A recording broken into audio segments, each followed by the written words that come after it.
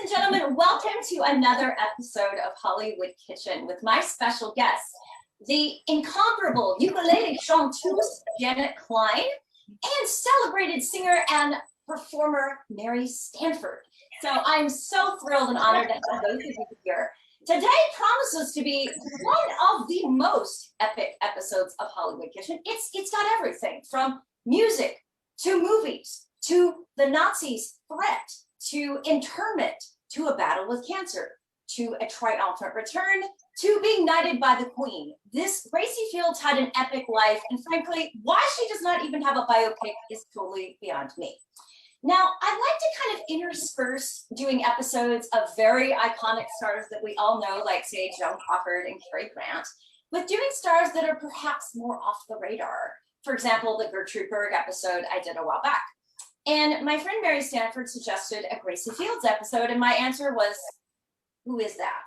And now I feel like a total jerk that I didn't know who Gracie Fields was, because she's really an amazing lady. And I love to learn. I love to discover stories of other women and artists. So I've kind of been in a Gracie Fields training program for the last few weeks, courtesy of Mary and Janet. Yay!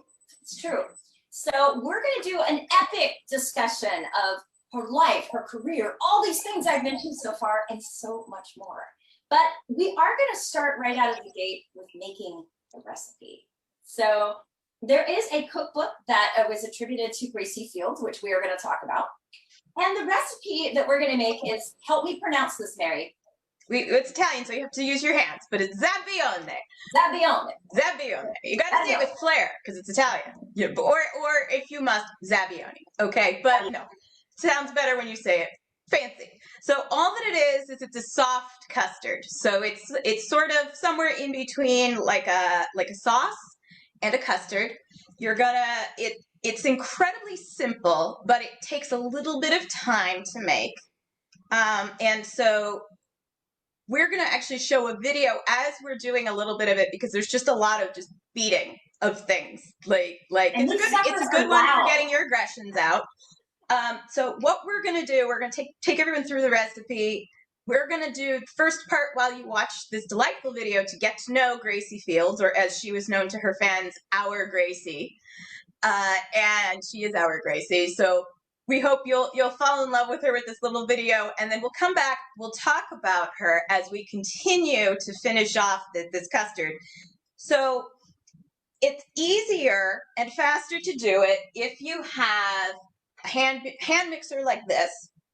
And what you're going to see when we come back, we're using whisks. And that's because Zoom will block us. It'll block the sound if we're using our hand mixers. And so you would have a silent film for a while, which could be delightful. I kind of proposed in the rehearsal of Mary and Janet and I alternately holding up silent film title cards about Gracie Fields, but it would have taken us like a million hours to make all the cards to explain her life. So the idea did not work out.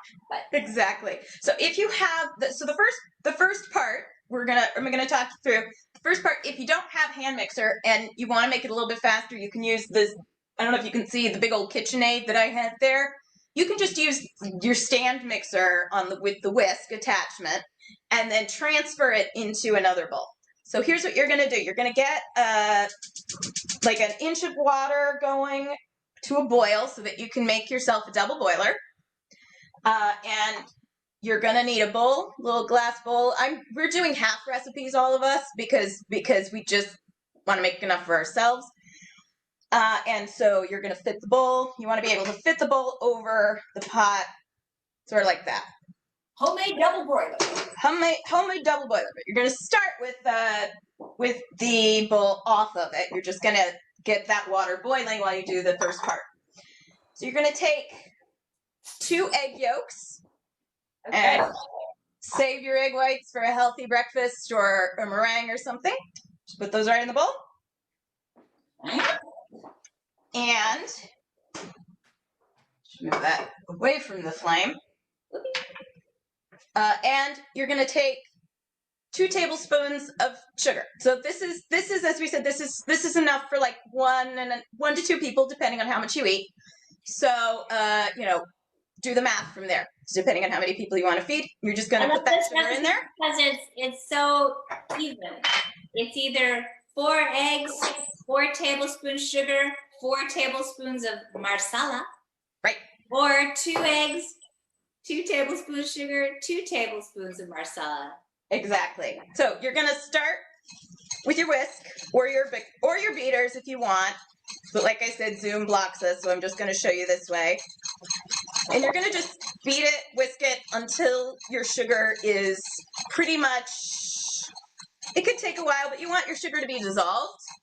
I'm going to cheat a little bit and show you what we're going to do next while we're on the video and away from you. So you're going to take another 2 tablespoons of marsala after your sugar is dissolved. This is just a sweet marsala wine. The cheap stuff works. Trader Joe's. Trader Joe's. Well, I think I got this one at just the regular grocery store. Oh, okay. You can get it there too.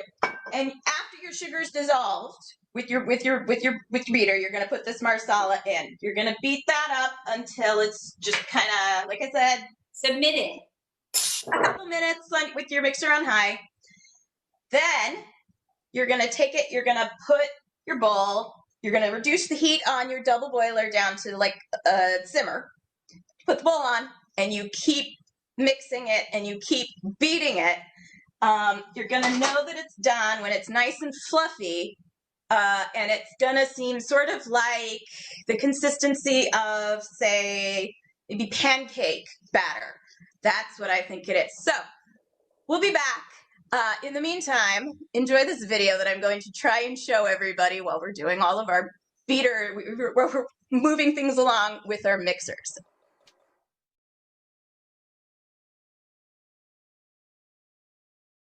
All right, I'm back. I think we're all back. I hope everybody enjoyed that. And as you can see, mine is actually almost done. I'm just going to put it back on. I pulled it off so I could stop the screen share without cooking this, because you want to keep it moving. And we forgot to warn everybody that we pulled those off of YouTube, so the video quality was, as you saw, a bit varied. And for the people watching the YouTube replay, you may find that there's a little cut there, but the video is on Carrie's YouTube as a separate video, and you can certainly go watch it. We hope you will. You know, in beating it the whole time while we were doing the videos, mine is really creamy. It really kind of came together quickly here. Yeah, it does if you're using the beater as opposed to the whisk. Like we were doing it with the whisk during our rehearsal, it took forever. You got a good cardio workout though. That is true. But yeah, I think mine is pretty much ready. Janet, how about you? I think it's getting there. It looks really pretty. All right. So Carrie, while we're finishing this off, what should we say about Gracie Fields? Well, I would like to talk about one question that I often ask my guests is, what was your introduction to this star? Like, so Mary, how did you first learn about Gracie? So how did I learn about Gracie Fields? So I like to say that I found Gracie Fields in a dusty corner of the attic of my drama school library. So it's a little bit of a long story, but I wanted to be theater historian. I'm going to take this off because I think mine is done. So before I forget, you let this, you could serve it, put it into the serving dishes, and you let it sit until it's just like room temperature. Don't chill it, or you will end up with a brick. Don't let it sit too long either. Also, you will end up as a brick. So you kind of just let it come to room temperature. So I spent a huge amount of time in the library up in the theater section, and just going down the line, reading books, reading up on things, and next to the autobiography of Laurence Olivier, there was Gracie Fields' autobiography, which we'll talk about later on. And I hadn't heard of her, and I just sort of skipped past it. And then later on, I was reading a play called Faith Healer by Brian Friel, who is a modern playwright. And one of the characters in it said that in his opinion, there were only 2 great performers from English stage. One of them was Laurence Olivier, the other one was Gracie Fields. And so I remembered, wait a minute, there was that autobiography of that woman I'd never heard of, and I went back and I picked it up, And her voice that came off of that page, even though it was ghostwritten, it was taken from interviews with her. Her voice was just so alive, and the stories were so colorful. It was like her personality just leapt off of that page.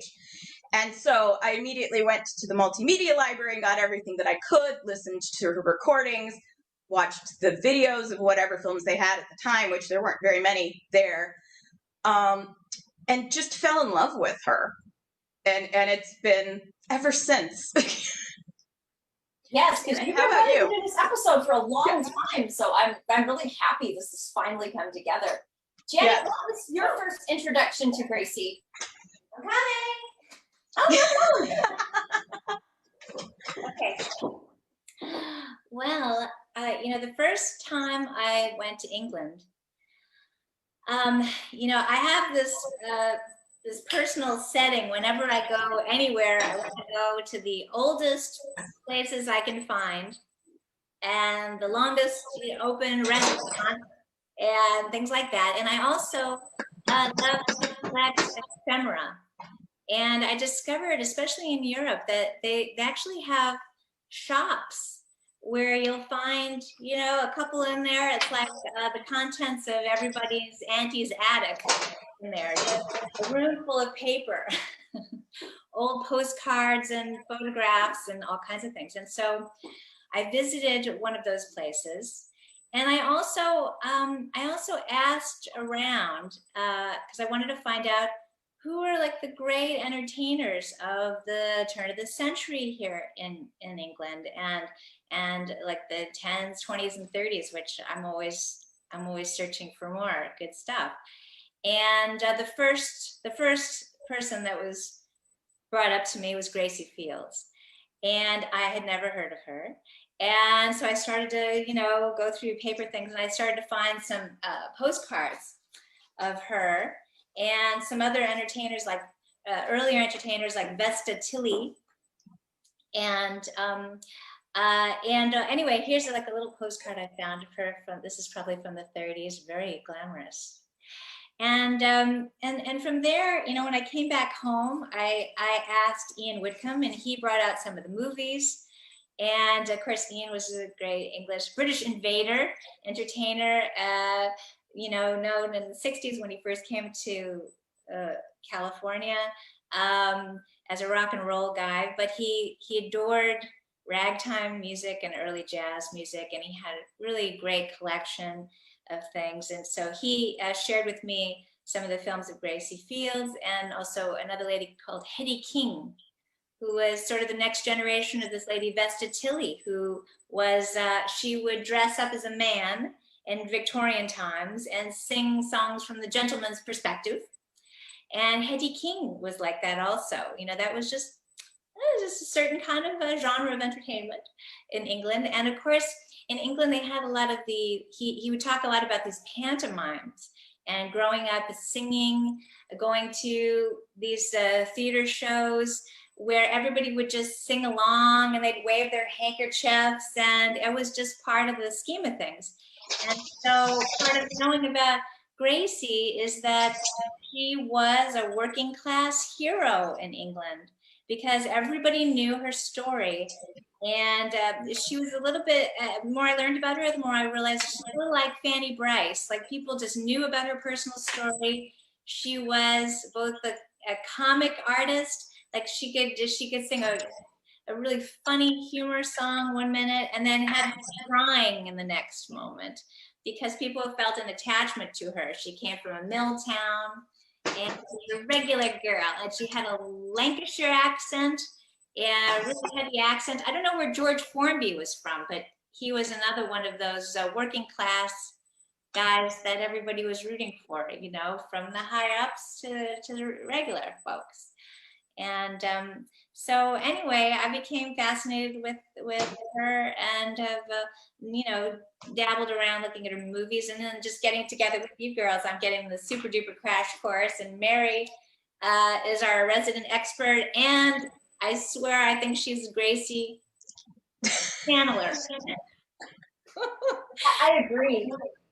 So I'm hoping that Mary will read a snippet from the pamphlet where we got this recipe, because like she said, you know, her dialect is so strong and her personality just is in everything. So you'll hear her voice. Mary, can you show us the cookbook and read the selection from it? Yes. I wanted to wash my hands. I'm gonna make we're gonna have a little film change of scene though for a minute, because I want to wash my hands before I start touching things from my collection. But before we do, I wanted to just show people what we've done here. So I don't have the cute little Depression era glasses that you guys have, but I have these lovely vintage teacups. Those are very true. So Janet sent us these little Italian cookies for part of this, and so I want to show people. And I also put some berries in the bottom of mine. And so I kind of want to show people how it's just sort of like that. It's just a nice, fluffy, light custard sort of thing that you can dip and you can eat. So this would be a fun recipe to have at a holiday party, by the way, too. Christmas party. You know, I think it kind of tastes like the holiday. Right? Absolutely. These Italian cookies they're lady fingers. I guess, are these the same cookies that you'd use in tiramisu? I think so, yeah. Yeah, they would be the same that you use in tiramisu. Oh, that's so good. It's so yummy. All right. Pardon me. I'll be right back. Talk amongst yourselves. Woo! Biscuit.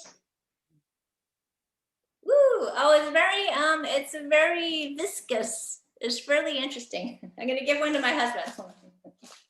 Well, while Mary's washing up, I'm going to talk about how I first came to Gracie Fields. Mary suggested this idea for an episode. And as part of my Gracie Fields training course, I went to Mary's house one night and we had dinner. And we watched a ton of clips of Gracie Fields movies. And then we watched an entire Gracie Fields movie. And we spent a whole evening like discussing her and watching her. And it was kind of my first exposure to her. Zabaione. Yes, and one of the things that I liked about her was that she was very relatable, because a lot of the stars, especially in Hollywood really, from that time period of the 30s, they are such unapproachable goddesses. Like, for example, Joan Crawford, even when she's playing the working girl, she still has gorgeous hair, gorgeous makeup, perfect clothes. And Gracie Fields wasn't like that. In fact, there is one Gracie Fields movie Mary showed me where her hair is such a mess, her bra's sticking out of her dress. I even blurted out, oh my God, this woman needs Adrian or Edith Head like now, right now.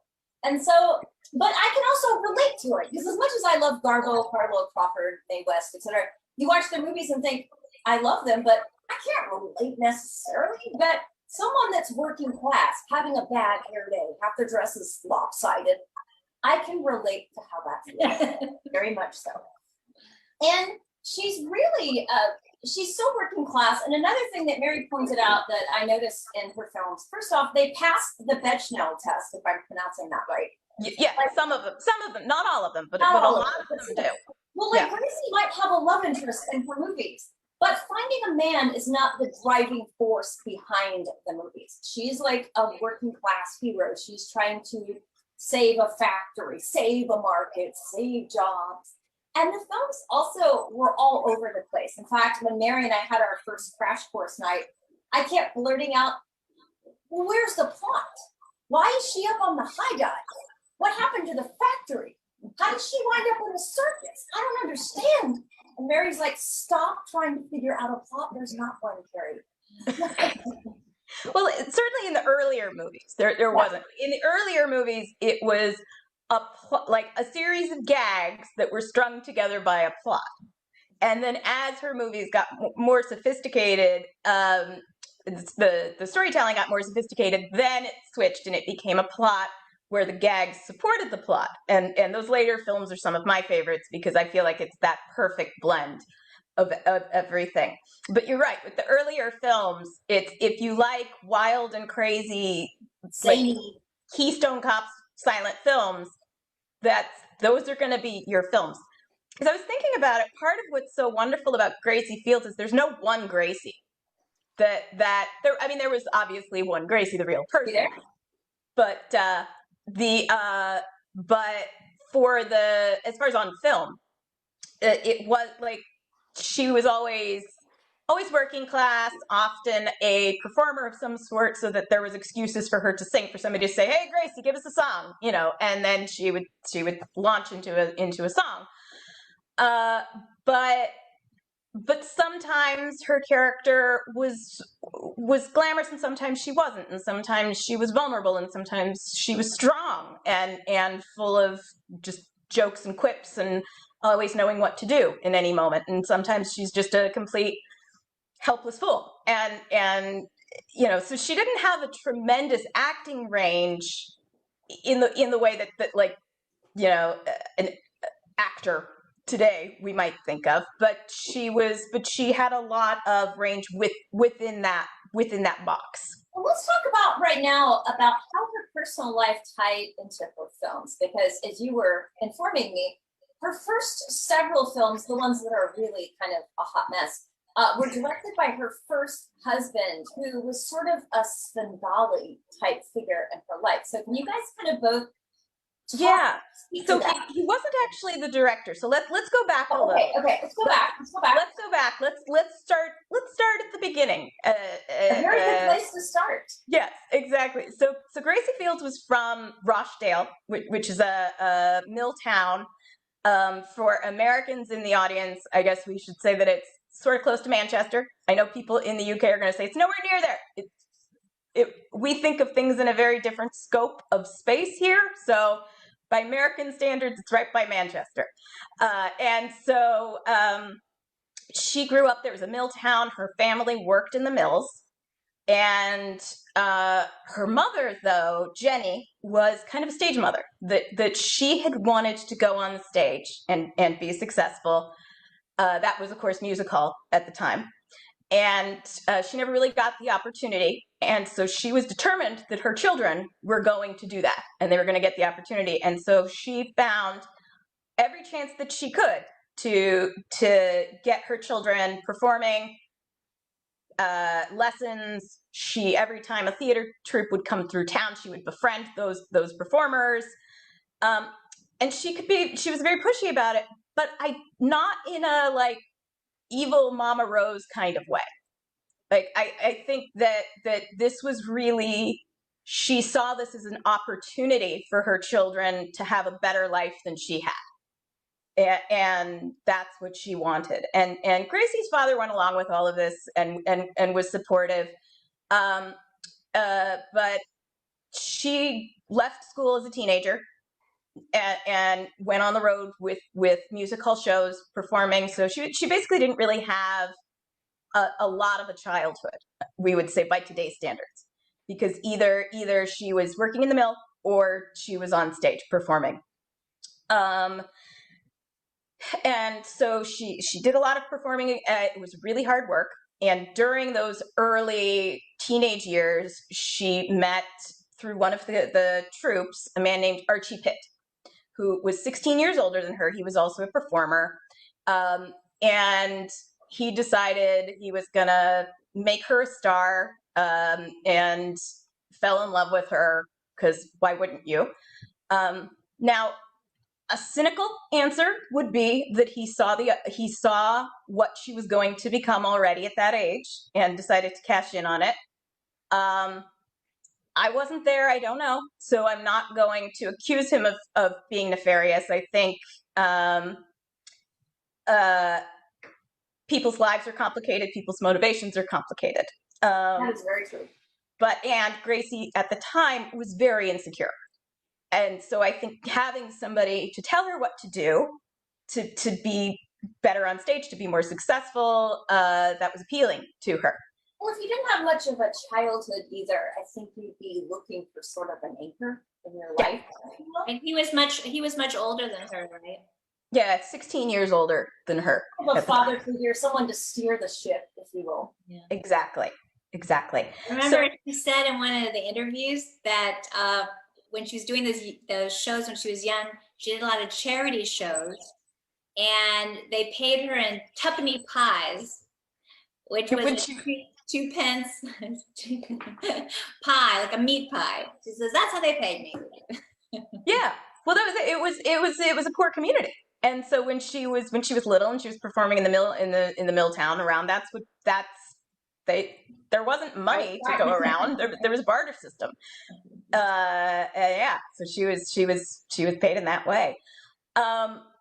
So Archie started producing music hall shows, reviews, and taking her around as part of his company. And they just became more and more successful. A lot of it having to do with her.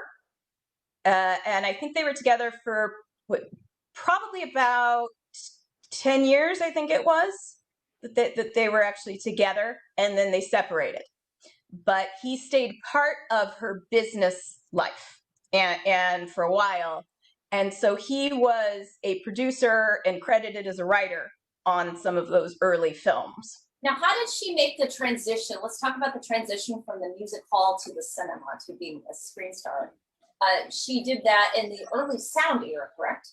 Right. Actually wrote it down. 1931 was her first film. It's called Sally in Our Alley. And so she had become a big star on the stage with the musical reviews. And so just like here, when somebody becomes popular on Broadway, Hollywood comes calling and saying, come make a movie.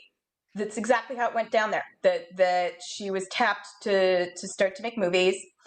The first one, Sally in Our Alley, was a bit of a melodrama, and there were moments of comedy, but it was actually pretty serious. But there were lots of excuses for her to sing songs, and that's the one, Carrie, where we were laughing because there's a whole scene where she is singing for the rich family, and they dress her up in one of their dresses, so that there could be an excuse for people to wear pretty clothes in this film that otherwise took place in a very dreary working class area. And it's really cute because the dress that they give her doesn't have a back on it, and she's just trying to cover the whole time. And it's I've been there. Yeah. But what I like about that movie is that she's just so natural in it. That you would think that somebody in their first movie, that they don't really come from scripted drama, and it is very melodramatic, would be over the top with things. But she wasn't. Like, she really just very, very natural. And I think the role is very similar to who she was as a person, so it wasn't a big jump for her. But even still, it was she just had this innate skill in front of the camera. Janet, what are your impressions of Gracie's films? Well, this first one, Sally in Our Alley, apparently the song that was written for her for this thing, the movie hadn't even been announced yet, and somehow somebody came to her with this very sweet, endearing song. And they just put it in at the last minute. And then she became known for this song her whole life. And she would make jokes because it was one of those old-fashioned songs that really felt even earlier than the 30s. It was written in 31, I think. But it seemed like these romantic songs that they used to do in the 20s, Ida, I Do, or something like that. And in those days too, a lot of times the men would sing songs about, oh Charlie, oh, or the girls would sing Marry Me Sally. I mean, so she made jokes her whole career because everybody wanted to hear her sing this song, and it was a bloke's song, because it's about, oh, marry me Sally. And I think she sang in this way that everybody would probably tear up. It was so down home, and I love it, especially because she sings it in a way. She has this great range, and she sings it like she's calling out to somebody in the alley. Sally, Sally, cry in our alley. Is there a high-pitched beeping sound or buzzing sound? I do hear that too. I am a bit, yeah. Somebody. It may be something that we just have to live with unless we want to mute ourselves. Okay. No worries. Technology. Yeah. So, Mary was pointing out in our Gracie Fields tonight that her films got markedly better when she met husband number 2, and that was Italian silent comedy actor and director Monty Banks. So let's talk about Monty Banks and how that kind of changed the game of her films, because they definitely improved vastly once he was creatively at the helm. Well, I'm going to challenge you on that, actually, Carrie. I mean, I'm pro Monty Banks. I am hugely pro Monty Banks. I think, and I have a lot to say, but I think that just like there were a couple of years there, she just churned out a ton of films, and I think that some of the ones that she made in the middle were much better, but by our Hollywood standards, they're just different. They're not Hollywood movies what we're used to. So, so a couple things to know. So in the 1930s, a lot of British films were made because they had what was called the system of quotas. And so there were a lot of films that were just being cranked out called quota quickies. And so Gracie's films absolutely fall into the quota quickies category. They had bigger budgets than most, but they were still made in a lot of the same way. And she didn't like making the movies, and I understand why, because it was just a very rough and tumble way of filming, where nobody really knew what they were doing. Everybody kind of was making it up as they went, and it was frantic. Waiting around. She complained about that. Yeah, because nobody had a plan. There was a lot. They would call her to the set when she wasn't even needed, and she would just sit there all day and not film anything because they thought maybe they might use her. Like it was crazy. And so, but they also were learning how to make these films at the same time, because if you think about it, a lot of the big directors like Hitchcock, you would get successful, you would go to Hollywood. And so the British film system said, or the government, I think it was, said, we're going to put some money into the film industry here for films to be made here by British production companies. And so they just turned out a bunch of these, and a lot of them weren't that good. But if you fast forward like 20 years, you can see where some of those really great British filmmakers of the 50s and the 60s cut their teeth as young crew members on these quota quickies, where they were wearing all of the hats and they had to work quickly and they had to just figure things out as they went. There's on YouTube, there's actually an interview with Carol Reed, the great director, where he talked about being a young crew member on one of the films that Gracie worked on, and that she was so protective of them throughout the whole thing that if something went wrong, even if it wasn't her, she would often say, oh, it was me, because she wanted to protect those crew members, because she could see that they were doing their best in this really difficult situation. And it sounded a lot like he would just have taken a bullet for her after that. Like, it was very sweet. But back to her films, so she started, a couple years into it, she started picking her own films. And that's where I think they started to get better. Okay, because I remember the night you showed me, it just seemed like the earlier stuff was so crude, and then the further in we got, the production design, the costumes, her makeup, just the quality. If it wasn't money, it just seemed like overall people just were on an uphill climb. They progressively got better. They did. They got. You know what I think it is that they got more Hollywood. I think that there's something, because we talked about this when we were prepping for this, that there's global cinema. And global cinema is not necessarily Hollywood cinema. And so the films that she made with Monty Banks, he came from Hollywood. He had that touch. They looked like what we're used to as Hollywood film fans. But I don't know that I would assign words like better, like value judgments like that. I think they're comfortable for us. And they're what we recognize as quote unquote good filmmaking. I think one thing that I saw in those early movies is that the sound quality, they're early sound films, so the sound quality is not quite there, and they were probably not easy for American audiences because everybody is a character actor. They have very thick accents, and the sound is not quite there. So they're not easy for a modern American audience. You know, you kind of have to get right in there. But they're so worth it. They have that thing of those early those RKO movies where it's just, you see this cast, a recognizable cast of character actors that are all really tasty, really fun to watch, really super characters, and so there's a lot there. I would agree that it's not necessarily better, it's just of its time and place, and they have a lot of charm, I think, you know. And like we were saying, there's that aspect of, you know, these stories are not all about the girl meets the boy and happy trails. You know, they finally go through something and then get married. That's not the end of these movies. They're about industrialization. They're about power, people taking over factories and the markets and things like that, and people, you know, just regular folks dealing with that stuff. And Gracie was the one who was gonna, she was smart, she's feisty, she's gonna go and tell them what's what, and she'll make it work, she'll make a change. And so anyway, there's a lot of charm in those movies for sure.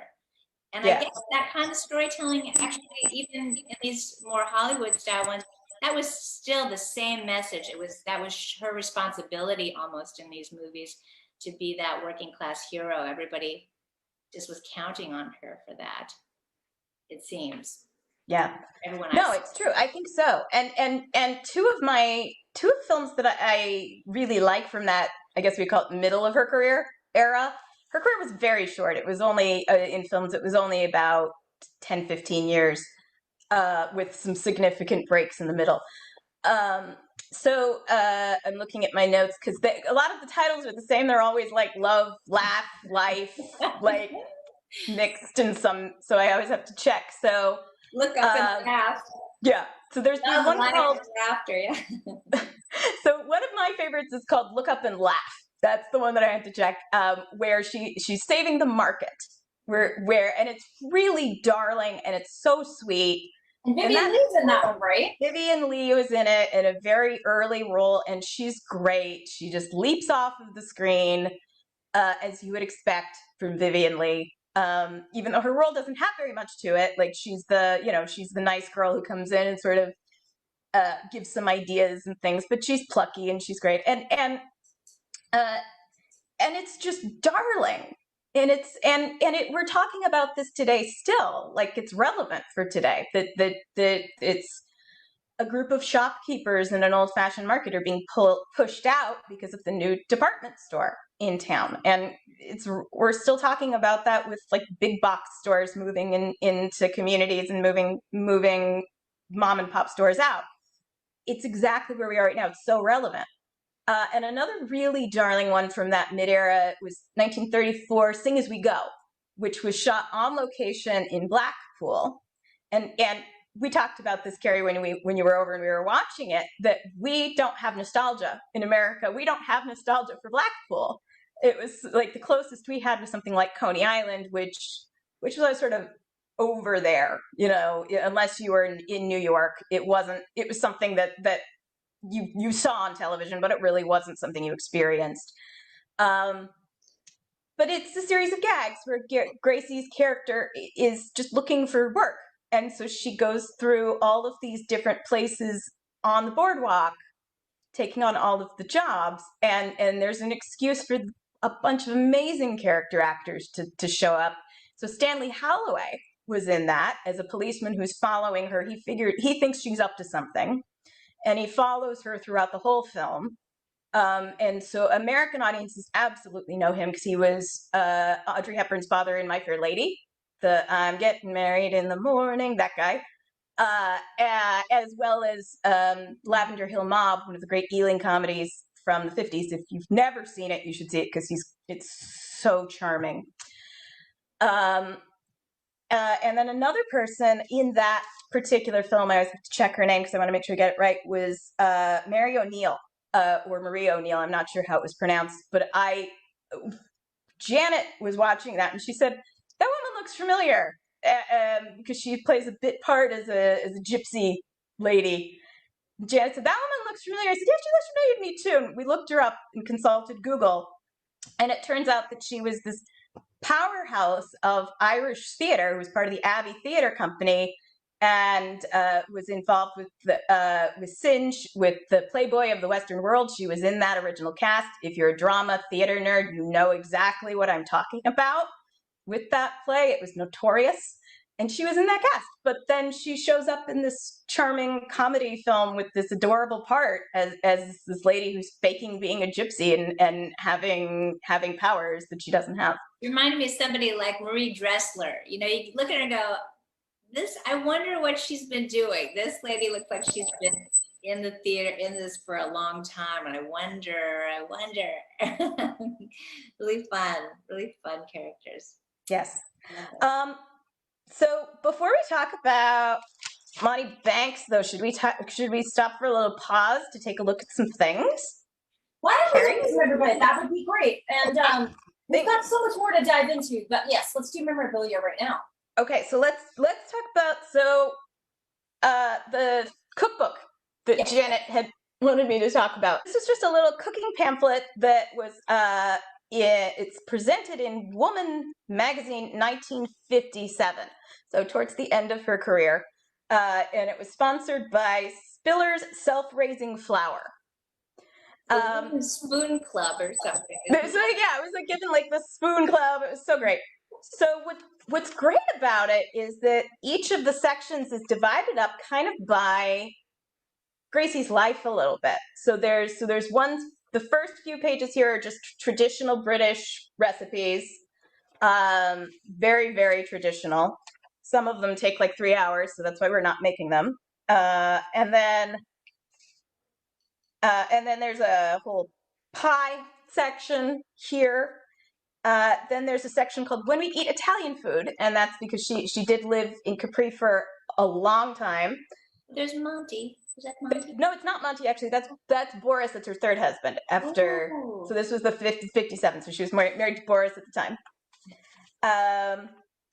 Then there's a whole cakes page, and I want to show you some of the photos, because we tried some of these, by the way. Whoops. We did try some of these, and I think rather appropriately for Gracie, some of them were a bit of a hot mess when we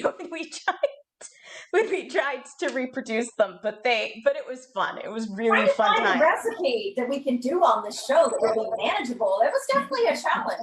We had to do a lot. Mary, will you read her opening little lines there? Because I just love hearing her voice. Yes. Okay, I'm going to try it. And for people watching from the UK, I apologize in advance for what I am about to do. Please don't hate us. There's not like home cooking, my mother used to say, and by gum, she was right. Ever since I was a little lass, I've enjoyed a session in the kitchen. Now, in this cookbook, I have a wonderful chance to share my cooking experience with millions of Wooden Spoon Club readers. I love it. So the irony of it is that Gracie really didn't cook until around this period of her life. She didn't have time. So her sister was her housekeeper and did all the cooking. Even when she was a kid, she wasn't the person who did the cooking for the family. And then when she married Monty Banks, he loved cooking. And he was Italian, and so he wasn't gonna let her cook. Thank you very much. And so it wasn't until she kind of retired from performing, or stepped back from performing. She never officially retired, but just stepped back. That's when she started having the time to spend time in the kitchen and actually cook. So these recipes, I don't think any of these were actually her recipes, but they tried to capture the spirit of her life, which was really, really nice. Excellent. So why don't we I'd like to talk about, let's do memorabilia, and then I want to talk about her fundraising and the World War II chapter, because that is absolutely fascinating. Yeah, we can. So this is actually a good bridge to both of them. So this is a little hard to see. It's a little tobacco card. I don't know if people know about these. So let's tell them. yeah, so tobacco cards were like baseball cards for our American audiences. You know, like you would get baseball cards with your gum back in the day. Kids would. And so they would do that with tobacco products in the 20s and 30s, in these little cards. And they often had film stars in them. So this is one for Gracie, and they're everywhere. You can find these just a dime a dozen on eBay. But I had to buy this one because I thought it was just so perfect as far as how she was marketed to the film fans, and I think why they felt such a connection to her as a friend. So it says film, stage, and radio stars number 15, Gracie Fields. As a child, Gracie Fields worked as a half-timer in a mill, trudging to work in a shawl and clogs. She was only 13 when she broke away from this life by singing at a Rochdale music hall. 20 years later, Sally in Our Alley, her first film, broke all records in this country, and her subsequent pictures have been even more successful. Her two latest, Sing As We Go and Look Up and Laugh, were both specially written for her by J.B. Priestley. She runs an orphanage at Peacehaven and is as genuine and unspoiled as she was in her early days. And it's that she runs an orphanage that I thought was so amazing, because she didn't run it, but she founded it. So she and Archie had a lot of houses because he kept buying houses. She didn't care. She actually preferred to just live very, very simply. But after they split up, she took one of those houses and turned it into an orphanage for children of theatricals. So their parents had passed on, or they just couldn't take care of them anymore. And so that was really important to her, and she was very involved, spent a lot of time there visiting with the kids, and it meant a lot. And throughout her whole life, she supported it and kept it going. But I love the idea that she ran the orphanage herself in her spare time. There's a lot of film footage of her, like press film footage of her in mills and factories, and just drumming up, joy in the crowd, and they'd sing along, and she'd be there in her sweater and her dress, just regular. And during the war years, wow, I just felt, just kind of exhausted by her energy in these situations, and that she would go from one to the next. They had her in Italy with like Italian orphans and stuff. I mean, you could just tell it was a huge part of her life, and everybody looked to her to raise spirits. And wow. And she also raised bond money, correct? Talk about that, and let's talk about the fact that Hitler basically, she kind of had a target on the head. And so she was taking a tremendous risk to go to the front and do this entertaining, right? Yeah, so I think though it's a more remarkable story if you know what she had been through right before all of that. So right before the war started, she was filming Shipyard Sally, which 1939, which is on YouTube, by the way, and I don't feel bad telling people to go watch it there, because you literally can't get it any other way. And it's one of my favorites. It was directed by Monty Banks. It's wonderful. You should go watch it. She and he was a lovely person by all accounts. That's, I think, why she fell in love with him. He was just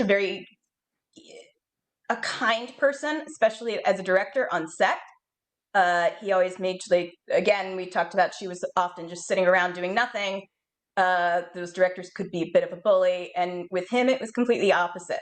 That he was very respectful of everybody. He came from comedy. He was a silent film comedian who never really made it huge, but his films are out there and they're really fun. And he was sort of a crazy daredevil. But he couldn't make the transition to talkies because he was from Italy and he had a very heavy accent. And so, like a lot of people, then he turned to directing instead. And so when they met, Gracie was technically still married to Archie, although they were separated. So she eventually got around to actually getting divorced.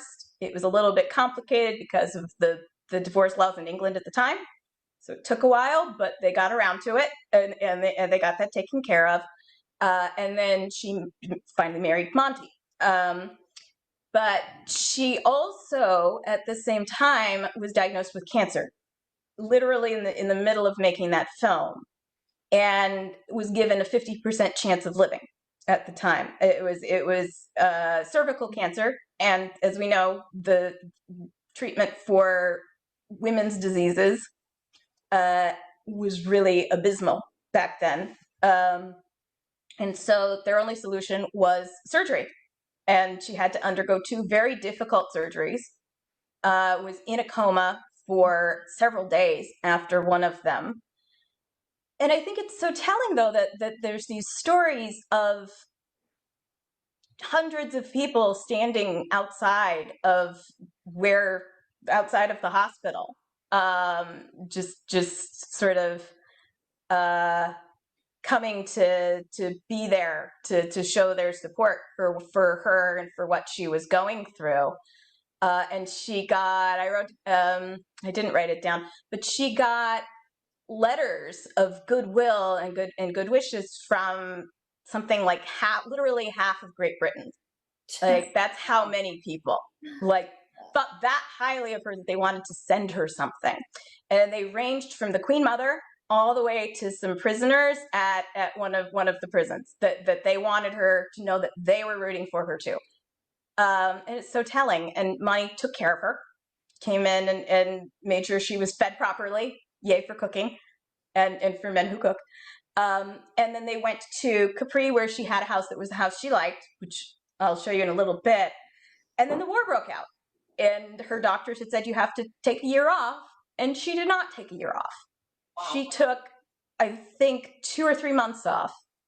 And then she was on the front lines in France, singing for the soldiers. So that's what I want to show you guys now, which is one of the pride and joys of my collection.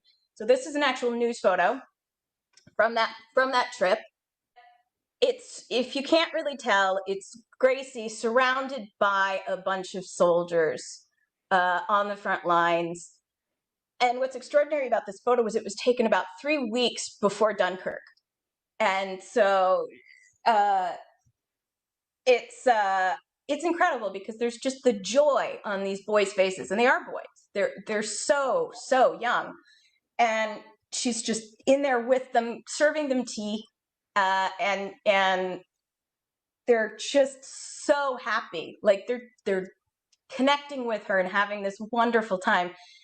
And I get very emotional when I think about it, that knowing what was going to happen to them just within those next few weeks after she left and went home, that how many of them were going to have to literally go through hell to get home, if they got home. I hope they got home. And it's profound. And I think it was profound for Gracie too, because she spent the rest of the war, she didn't make movies, she didn't make any money, she just performed all over the world raising money.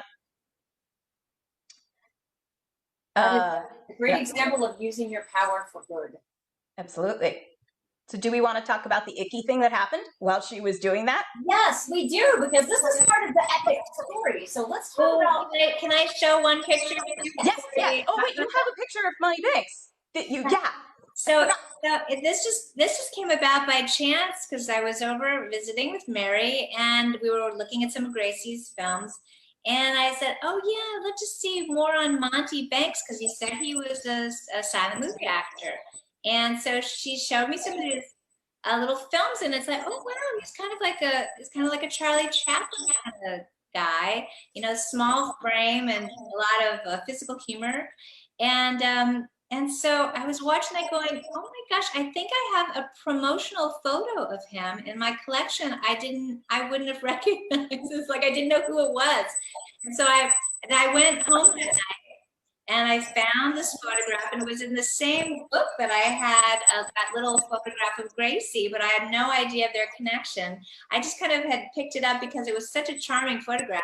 And so here it is. I mean, What a cutie. Absolutely. Very And true. so now I know. Now this is Monty Banks. So Exactly. Monty died. It's really fun to put that together.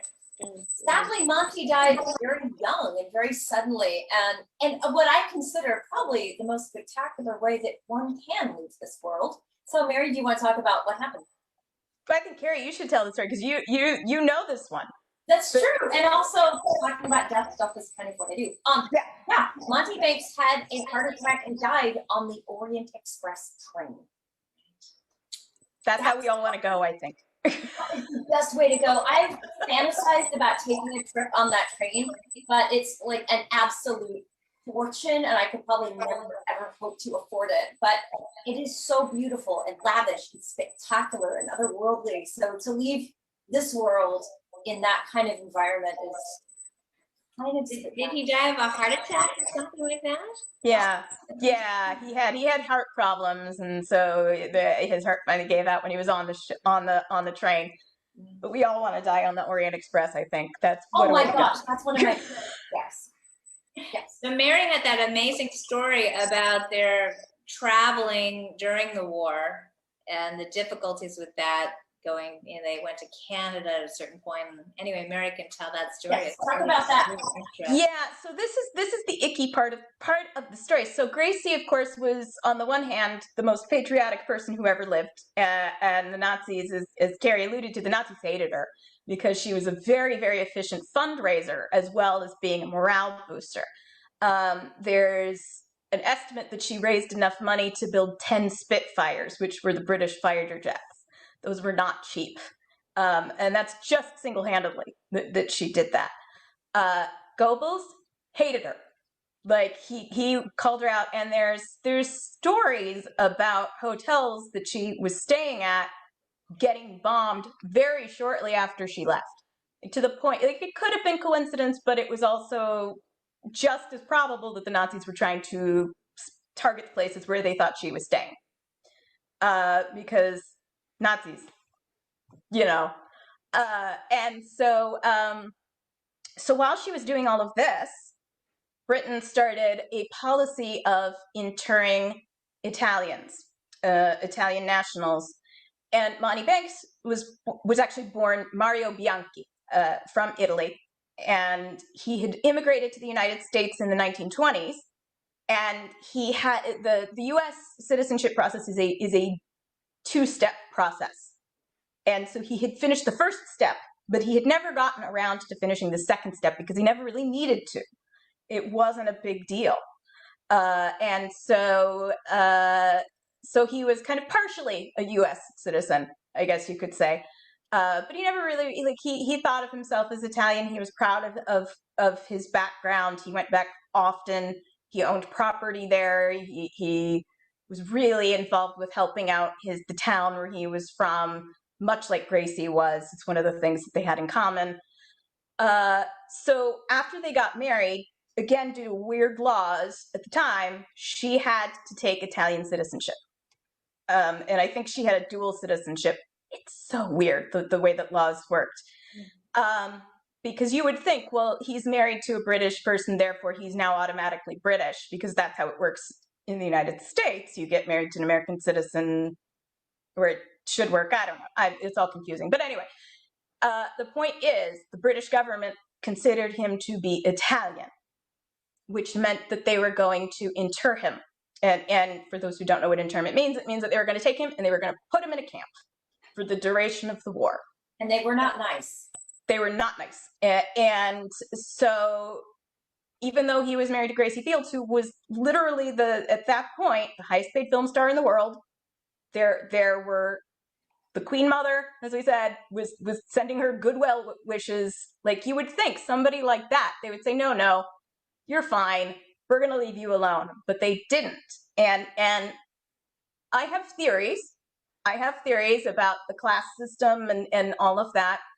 I don't think we need to get into that. But I think, it was very weird. And so she went to Canada at the behest of Winston Churchill to go raise some money. That was somebody in the Home Office kind of said, hey, listen, take money with you because this stuff is coming down, and take him with you. And when they landed, by the time they got there on the ship, Canada was interring people too, because they were part of the Commonwealth. And they were going to take him straight from the ship into a prison camp. And Gracie had to put her foot down, say, nope, this isn't happening. And it was really awful, I think, that she was out there doing all of this. And by the way, just a couple of weeks ago, the Canadian government finally got around to apologizing officially for the internment of Italians during the war.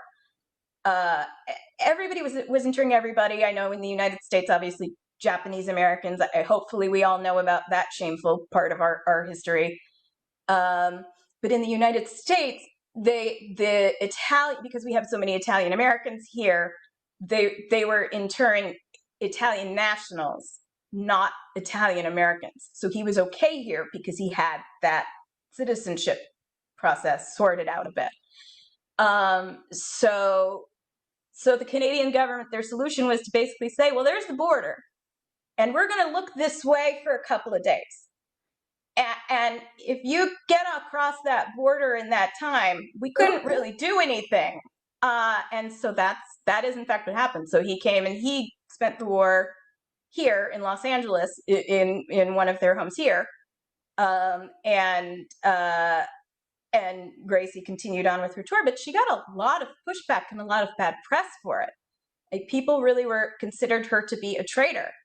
And there's letters now that are being declassified from within the government where they're talking about, why doesn't she just divorce this guy? It's so embarrassing. It's so and it's like, but these are your stupid laws. Like, why don't you change your stupid laws? It was really weird, and it hurt her career quite a bit.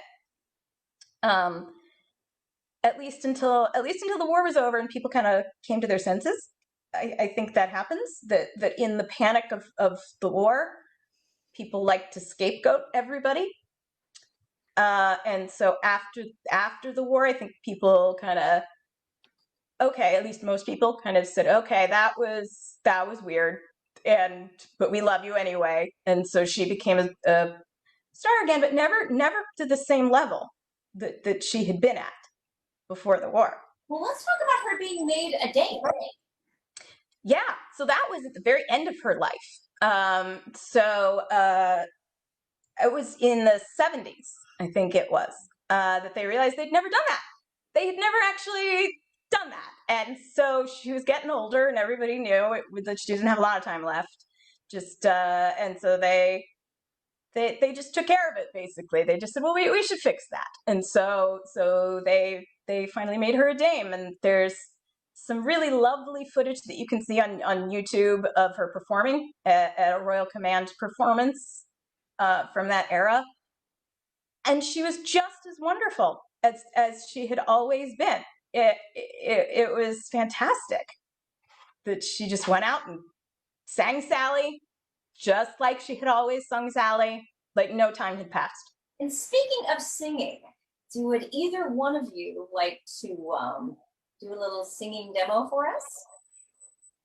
Janet, I know you do. You have one. Are you going to do one too, Mary? I'll do one if you do one. Yeah. I'm not going to do one. Go ahead. All right. I can't help it. All right. Of course, she did all those great comic songs, and I just really, really love this Sally, Pride of Our Alley song. So here's a little snippet of it. Sally, Sally, don't ever wander away from the alley and me. Sally, Sally, marry me, Sally, and happy forever I'll be. When skies are blue, you're beguiling, and when they're gray, you're still smiling, smiling. Sally, Sally, pride of our alley, You're more than the whole world to me. Yay! You should add that to your repertoire. That's wonderful. You should, Janet. You sing that so well. I feel like I should have like I wish that I had like a lighter. I would be like doing that. Yeah, and there's so many scenes of her just calling out the next line, you know, and everybody's singing it with her. But I feel like that lighter thing, like I feel like when you see the clips of audiences when she sang that song, like that was how they reacted to that song. Like they didn't do that at the time, but they would have now. Yeah. Apparently that Sally in Our Alley was a really old, not that particular song, but there was a very old song, maybe from the 18th century or something in England about Sally in Our Alley. It's just nice. Don't know. So so I actually have, this is how I started collecting Gracie Fields, by the way, was looking for sheet music online. And it's a slow process because a lot of them are very expensive to ship to the United States. So it's like the actual piece of sheet music is quite affordable, but it'll be like $20 in shipping costs. So it's a little slow finding the right ones. But I'm gonna sing one. So Gracie had a composer and accompanist that she worked with a lot, named Harry Parr Davies, who was like a brother to her. He was a teenager, talked his way into her dressing room, played a song for her, and it was good. And so she decided to keep him around, and he actually lived in her house with his parents and the whole thing. It's a really sweet relationship that they had, and he wrote a ton of her songs. And I think he's a very overlooked songwriter. He also died very young. So I'm going to sing a little snippet of one that he wrote for her for the film The Show Goes On, which was a semi-autobiographical film based on her life. So again, just a tiny little bit of it for you. And it's a song of farewell that she sings it on the Queen Mary, on the deck of the Queen Mary, which we all in Los Angeles love because it's over in Long Beach, at least for now. So, for those who aren't following, there's this whole thing of, is it sinking? Is it not sinking? Are we going to fix it? Are we going to rescue it? So stay tuned for the next exciting adventures in the Queen Mary. But in the meantime, you've got to smile when you say goodbye. You've got to smile as the days go by. And all the time that you're away, I'm thinking of you. I'll write and say from day to day how much I love you. You've got to smile when you say goodbye. You've got to smile as the clouds roll by. So till we meet again, say cheerio and then give me a smile when you say goodbye. It's Harry Parr Davies. Oh, can I talk about another one from my collection? Because I think it's lovely. So this is one of her. So this was one of her hits that came out in the 50s, late 40s, 50s. It's one of the few that she had, but it was a big hit. It's called "Now Is the Hour," and a lot of people picked it up after she found it. Bing Crosby did it, and I think his version is probably better known to people in the United States. What I like about this is that she found this when she was traveling from a songwriter in New Zealand. And it's telling about Gracie, that the songwriter, I'm going to murder her name and I apologize, was Miwa Kehan, who was Maori. And she was a Maori singer-songwriter. And the story was originally put around was that, it was a traditional Maori song that Gracie sang. She said, no. This song was not a traditional Maori song. It was written by a songwriter who happens to be an indigenous person. And so Gracie made sure that she was credited for this. So she was credited on the sheet music. She got royalties for the sheet music. When she did it in concert, Gracie said, "This is by this songwriter. This woman in New Zealand wrote this song and I loved it and I'm singing it for you." And we know that was not common in the 50s, that there were a lot of songs that were written by people of color that white performers would pick up and they would say, "Well, this was a traditional song. Nobody knows who wrote it." And that was bunk, shall we say. You mentioned that Alfred Hitchcock's wife was involved with some of her films. Yeah, Alma Revelle was the screenwriter for Sally in Our Alley, and they became friends. And so she was friends with the Hitchcocks, and they were actually at her wedding. Yeah. I thought it was interesting too. In the rehearsals, we talked about her friendship at the time with Vivian Leigh. So if you want to elaborate on that.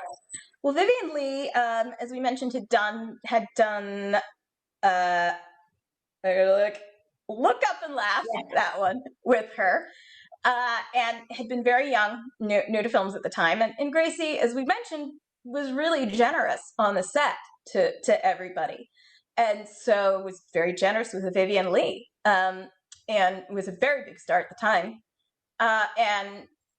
and then just a few years later, Vivian Leigh became Vivian Leigh, and was married to Laurence Olivier, and the big thing. And she invited Gracie to one of her plays, I think it was.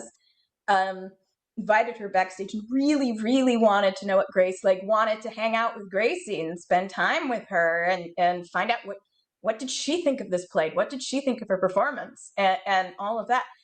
But Gracie could be very, very confident, but at the same time, she could be very insecure. And that was one of those moments where she got very insecure. And so she kind of made her excuses and left, and the friendship fizzled. But I think it's really telling of who she was, that somebody like Vivian Leigh desperately wanted to be friends with her. And I don't think she saw anything wrong with Gracie. But Gracie thought that she wasn't good enough. Like you said, when she was in the movie with Vivian Leigh, when she was just up and coming, it was interesting that when Gracie was kind of in the power position as the big star, she wasn't nervous about this young, beautiful ingenue on the set. She was very gracious to her and all of that. So it was only when it was the other way around, when she didn't feel like she was maybe in charge, and then maybe Vivian Leigh was running with the upper crust set. Mm-hmm. But it's interesting that the English relationships with, I think about their love of Sophie Tucker. It's like they have this, they love their characters are eccentrics, and even though there seems to be all these class things that enter into it, everybody can identify exactly what neighborhood you're from, what class you're from, just by the way you speak. And but anyway, but she was obviously loved by all. She really was that kind of person that, I don't know, that just defied all the class system barriers. Yeah, well, we talked too about how she pops up as a reference in all sorts of interesting places. So John Lennon from the Beatles would frequently do a Gracie Fields impression. For why not? But if you think about it, those Beatles, they grew up with Gracie Fields. They grew up with George Formby. Those were people on the screen who sounded like them, looked like them, and their aunties loved them, and those were the movies that they watched growing up. And so they made fun of them, but I think in a very kind of sweet, endearing way. I wanted to ask you, ladies, before we take questions from the audience, which we're going to do in a second here, I wanted to ask each of you, where can people learn more about Gracie right now? Where can they read? Where can they watch the movies? What are the resources that each of you would recommend?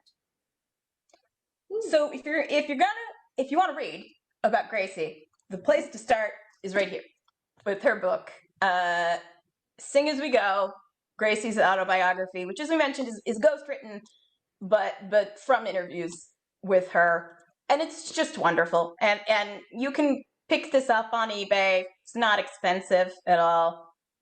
You may be able to find it in libraries too, if you take a look. And it's great. And it stops in the 50s, because that's when she wrote it. But it's very good. If you want to do a really, really nerdy deep dive, then there's a three volume set of that I recommend getting the digital versions of from Amazon Prime, by Sebastian Lissandro, which they're like, I don't know how he did it, but like he knows what she had for lunch, I think, on any given day. Like, and so they're very, very interesting. But I would say start with Gracie's book before you go to there, because it's really granular. And so this gives you a better idea of who she was as a person first. And then if you want to see videos, it's difficult if you're in the United States. They're a little hard to come by. So you have a couple of options. So first is, if you have Amazon Prime, you can go watch Molly and Me, which is there. That's one of the films she made in the United States, and it's really sweet. It's later in her career, so she's a little bit more matronly, a little bit more subdued, but it's still very sweet, very fun. Oh, I know. I just watched that one last night, and I noticed that her accent, her Lancashire accent, is definitely way subdued. And Monty Woolley is in it, and young Roddy McDowell. And you know what the surprise was for me too was that they all sing, let's all sing like the birdies sing, which, Ian, who introduced me to her in a lot of ways, that was a song that his uncle wrote. And anyway, it's kind of a nice, easy one in a way for American audiences, because the accent on everybody, it was made in America. And so it was just a very nicely made movie. And that was interesting that she plays the part of a singer, an entertainer, who's kind of mid-career, and she just wants a regular job. It's a stable job, so to get a job as a governess, as a maid. Yeah. She goes and works as a housekeeper, then proceeds to bring in all of her other like theater friends as various like maids and butlers, and chaos ensues. Oh yes, and there's that actress that plays later as Mrs. Howell on Gilligan's Island. It was like a showgirl who was married into some aristocratic position, so she's the one who gives references. And she's great in it. She's so good. She just steals every scene she's in. Like, she's really wonderful. Yeah. Yeah. So there's Molly and Me, which is on Amazon Prime. Molly and Me is on Amazon Prime. As I mentioned earlier, you can watch all of Shipyard Sally on YouTube. It's the only place to watch it. So we're not stealing money from anybody by telling them to do that. Go do it. And then you can watch a bunch of clips. But if you want to go a little bit deeper in things, then what I recommend people do is buy a cheap multi-region DVD player and get yourself some of the DVDs that are out there from the UK. So most of her films, not all, but most, are available in this 7-box film set, which you can get on Amazon. And it's got Love, Life, and Laughter, Looking on the Bright Side, Sing As We Go, Queen of Hearts, which was one that Monty Banks directed, Sally in Our Alley, Look Up and Laugh, and the show goes on. And then there's also from Renown Pictures, which is a teeny little distribution company. There's a film, This Week of Grace, is available on DVD from the UK as well. It's a little pricey, but it's if you're a big old nerd like I am, watching Gracie films is priceless. And then there's some that unfortunately have never been released, and I hope that they're going to be released. There's been some of these have been coming out again now on Blu-ray in the UK, and so I'm hoping that things are going to shift. Disney people, if you're watching, you own the rights to these now, to a lot of these, because a lot of them were 20th Century Fox. So Disney, Get on it. Come on. Put some Gracie on Disney Plus. Put them on Hulu. You can do this. All right. Well, on that note, let's open up the floor, virtually anyway, and take questions from the audience. Yes. And I have a few more little things to show too. But let's do questions because we've been neglecting everybody out there. Okay. Let's see what kind of questions are pouring in here. Oh, Benjamin asked about, hello, Benjamin. Benjamin asked about, was the recipe that we made in connection with her living on Capri? And yes, it was. You were very clever, Benjamin. It absolutely was. And I have a little something that I can show about that house because she loved this house. So I nabbed this magazine from 1947, which was a very different version of Gracie's. So this is Gracie on her speedboat in the ocean in Italy. And Ginger Rogers was her neighbor, by the way. I meant to tell you guys that because I know you did the Ginger Rogers episode recently. Wow. I was just thinking there needs to be almost a musical movie or play about Gracie's life because there was a BBC made for television biopic a few years ago that starred Jane Horrocks, who Americans probably know as Bubble from Absolutely Fabulous, and Tom Hollander, who I would watch read the phone book. Quite literally. And they're really, really cute together and they're wonderful. It's about the relationship between Gracie and Monty and then going through that war era.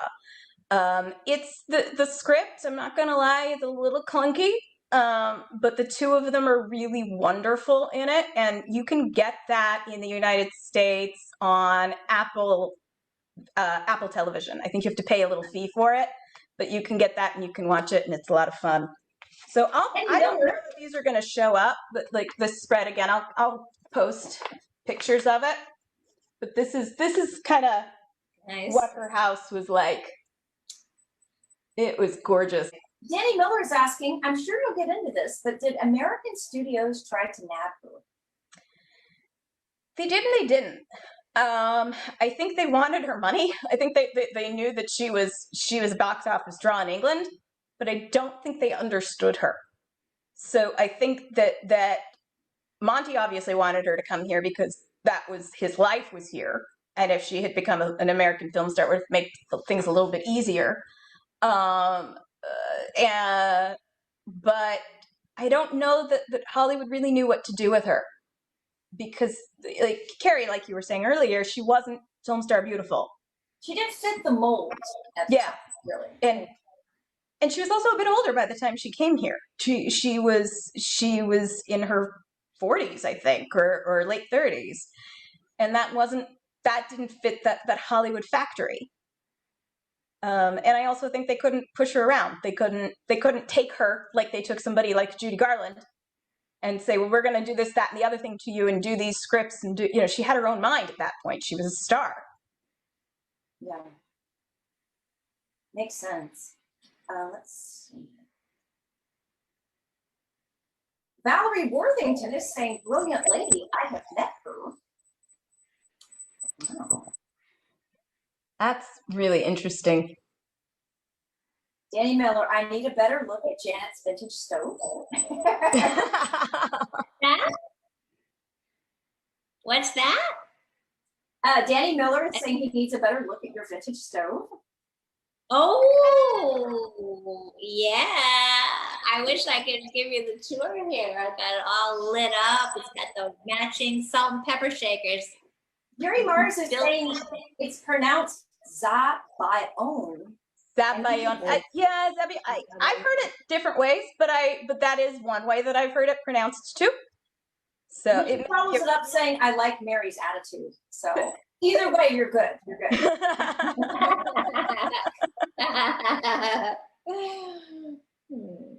I am nothing if not full of attitude. That's why we like Gracie. Oh, Danny Miller is saying Mary needs to do a one-woman Gracie Fields show. I've thought about it. We'll see. I mean, the pandemic put everything on hold with live performing, as Janet knows. So we'll see what emerges as it starts to become safe to get out there in the world again.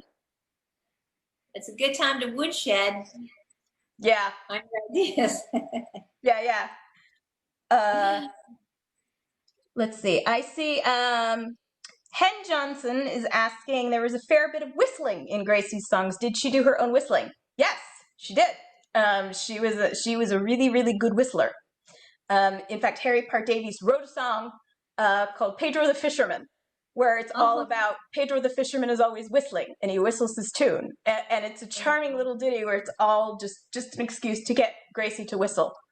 And Hen lives in the UK, by the way. She's British, so she's watching the show, and thank you so much for that. Yes, thank you, Hen. Danny says Mary's one-woman show is writing itself. It's writing itself. Well, you all have to come, at least if you live in Los Angeles. Yes.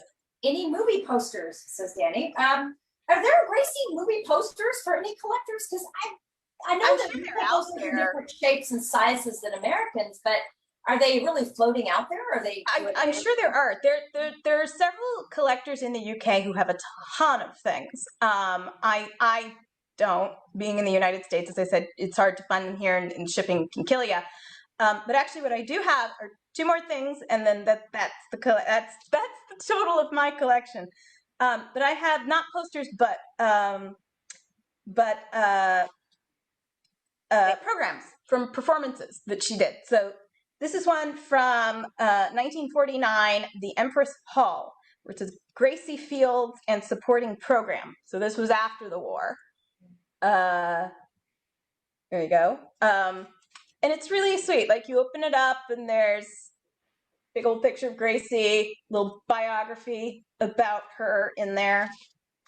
And then the actual program. And what's so interesting about this is that there's 9 variety or music hall acts before she goes on, and an intermission. Wow. And then she comes on and performs. So it's like she was the headliner, but it was still that old music hall format.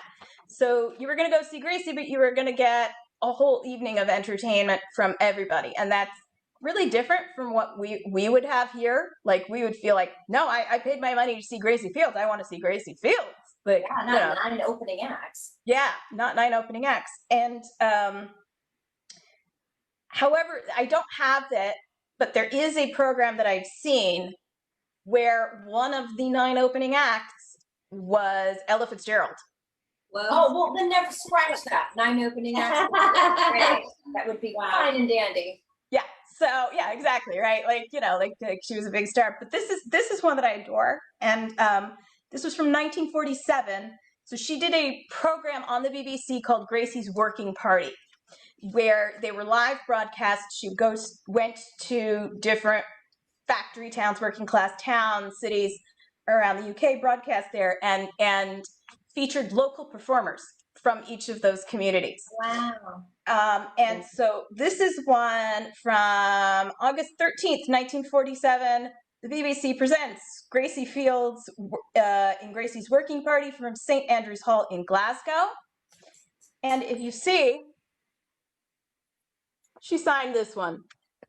Ooh, and I love it because there's a ton of great pieces of paper that have Gracie's signature on them, but you can't really tell, is that really her signature or not? And one of the things that I love about signed programs is that that this was somebody saw the show, stood at that stage door to get that signature and met the star, and she actually signed this, and I treasure it. I love it. That this was just somebody, probably a working class person in Glasgow, loved her so much and that they stood out there and got this. So yes. So I don't have film posters, but I have those. The other thing that I'd mention is that I think there's a lot of her great songs that I'm not sure were part of the movies. Like the biggest aspidestra in the world. Yes. I don't know if maybe I just missed the movie that was from. No, it wasn't. It was song. It was a song that she sang on stage. She did it in her numbers. There were a lot of songs that she just sang on stage. Yeah. So there are definitely recordings out there of just those songs that are really worth poking around. I took my harp to the party, but nobody asked me to play. That's one of my favorites. I love that one. And another one that I love is from, I was going to maybe sing it and then I didn't. I chickened out and did the easier one. But it's the Thingamy-Bob, which is sort of a Rosie the Riveter sort of song about, she's very proud that she's the girl who pulls the ring that oils the thingy that moves the whatever that does that makes the Thingamy-Bob. Like, that's not what it does, but it's important. It's really charming. I love that. This was such a fun episode. I learned a heck of a lot during the research and filming of all of this. And it's been so much fun. So thank you, Janet. Thank you, Mary, for joining Thanks, me. Carrie. Raise our glasses of Zabaione or Zabaione. Or Zabaione, however you want to pronounce it. Mine's over there, but I will virtually raise my glass. It is a boozy dessert, I must say. It is a boozy dessert. Yeah, if you want to make it without booze, just put some fruit juice in instead. It'll work. Well, ladies, thank you so much for joining me on Hollywood Kitchen. And if we didn't get to all of your questions, Mary and Janet will happily go on Facebook and answer in the comments if you have any other questions or comments.